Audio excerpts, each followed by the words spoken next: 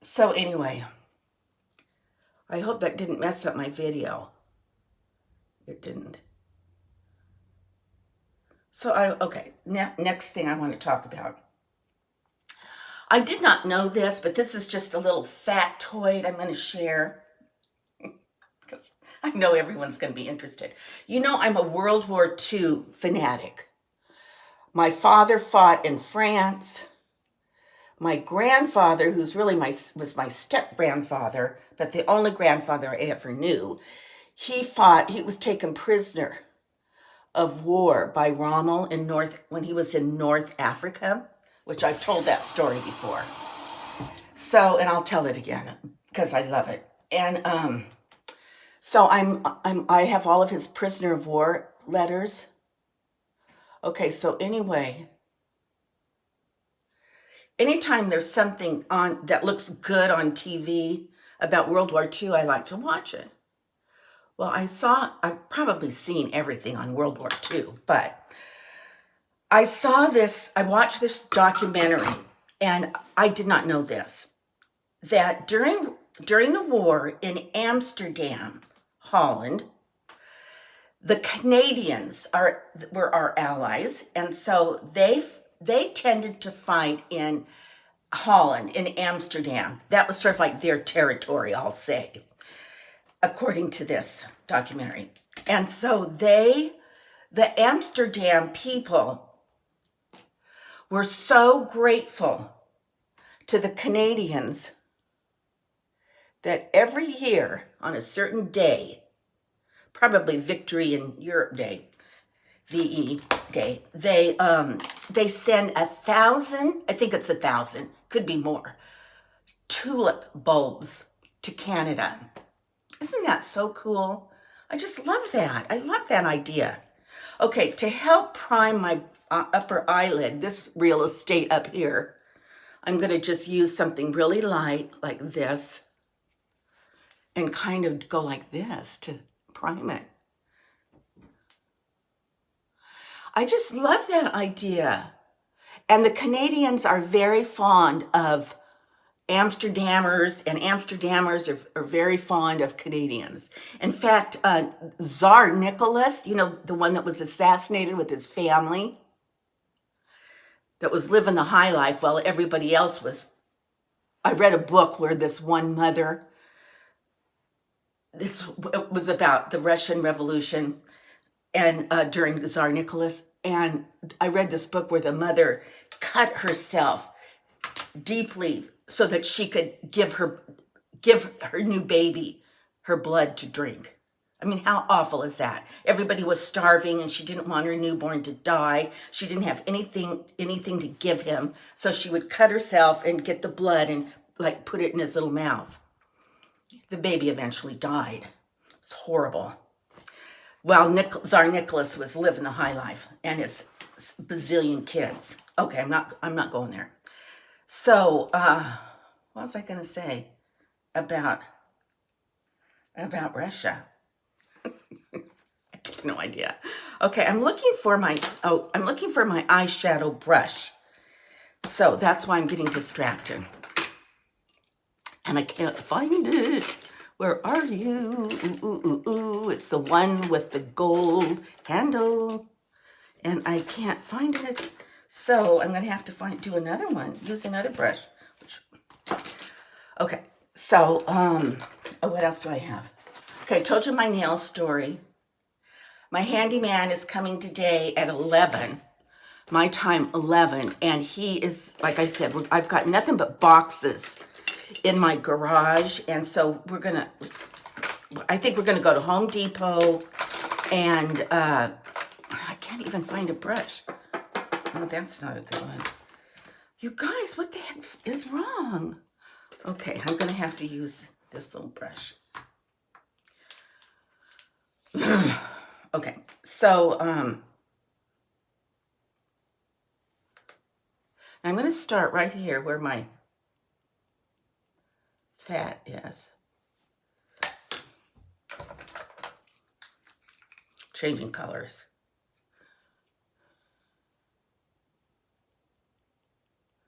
Now tell me if you, like, what I need to do differently. But give me a chance. Give me a chance. Give me a chance. Because my eyes are so deep set. Don't panic. I'm going to fix that. And remember yesterday I told you guys that I had lunch with my friend Cindy? Well, let me tell you about Cindy because she's darling.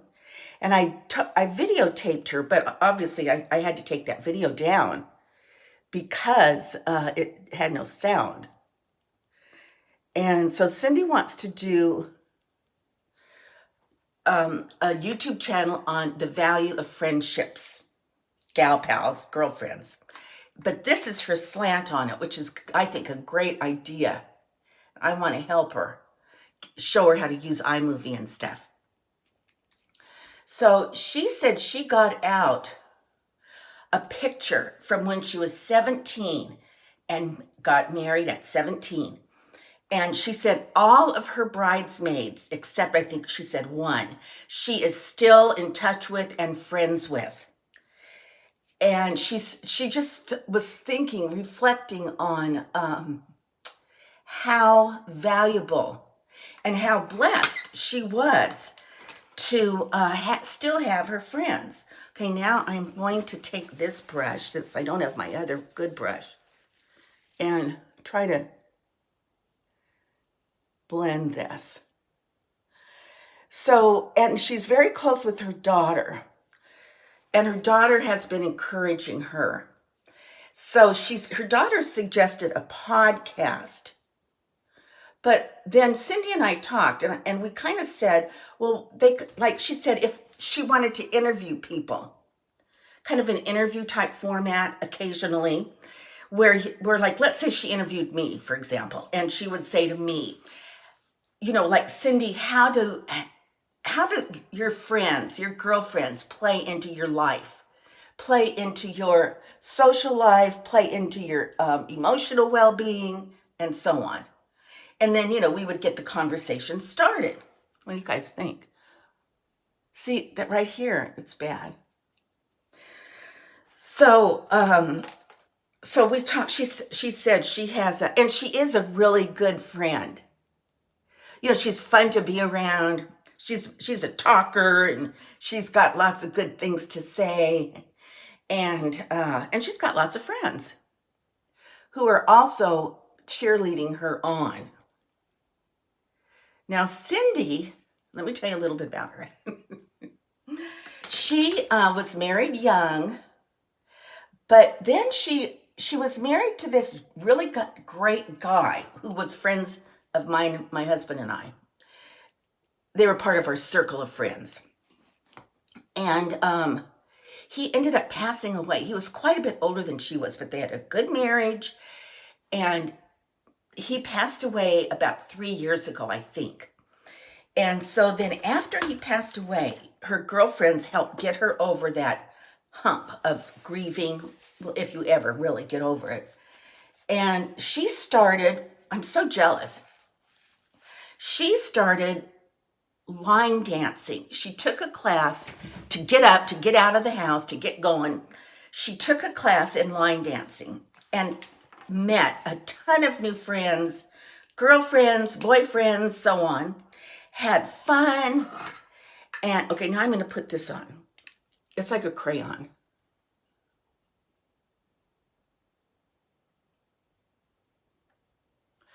And she eventually met a man through line dancing, and they got married. Cindy also goes to my church, and so does her husband. So maybe I can do a video with Cindy too.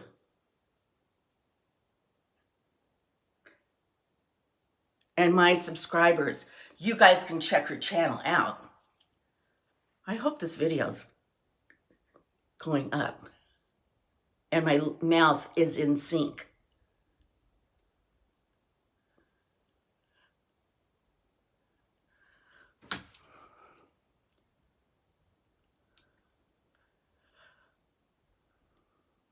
I know you guys are wondering about my endodontist situation. I have my appointment Monday. It's taken a while. And so I go in Monday morning and they're going to start my crown. I've got my screws in. Okay, I'm going to put some eyeliner on. I'm looking at myself wondering. I've got the tiniest little eyeliner brush. So tiny that I cannot find it at the moment. I can't find anything right now. I'm going to use this. I'll wash it off. So,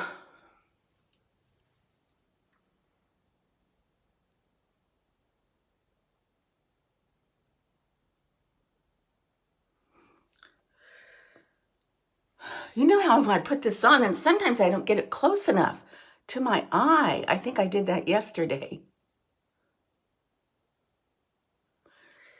And it's a gel. Let me show you. It's from the drugstore.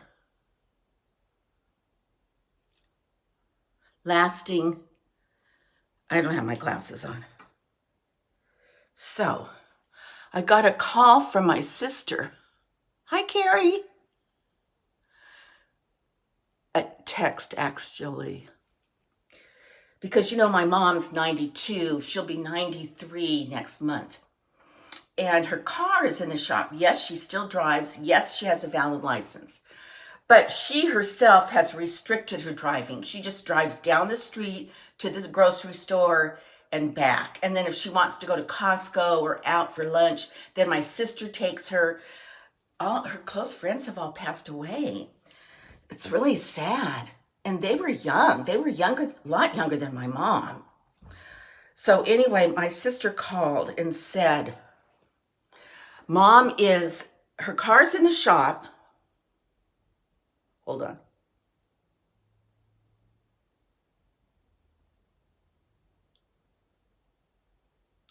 No, I'll get a Q-tip. Her car's in the shop. She's housebound and she's kind of sick of me. So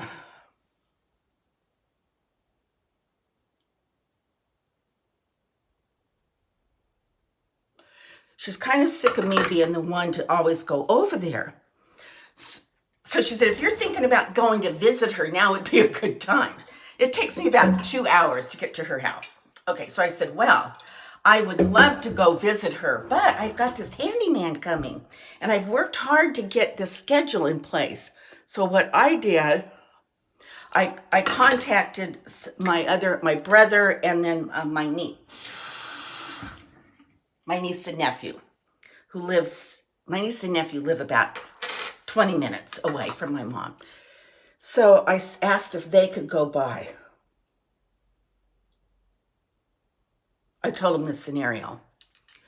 And one said she could not. She was getting her hair done or something. Which we all know takes a while. And you have to make that appointment. Okay, what about that?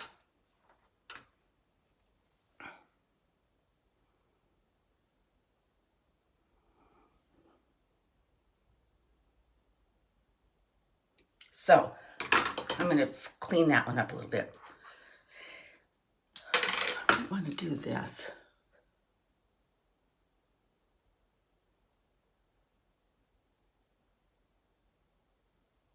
Since there's a little bit left on there.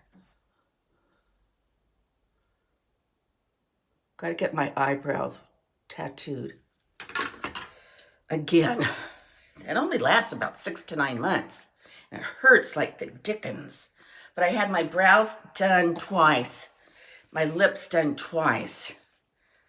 And it's about $500, so I don't really want to spend the money. I've been spending so much money, and that has got to stop, and it will. Because I'm done.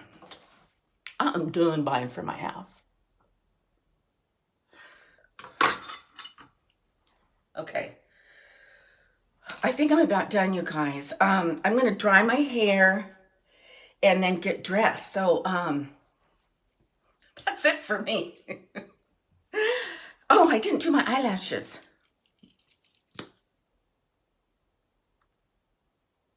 I don't even have any false eyelashes. Although I love to wear them. I think they look so good on anybody.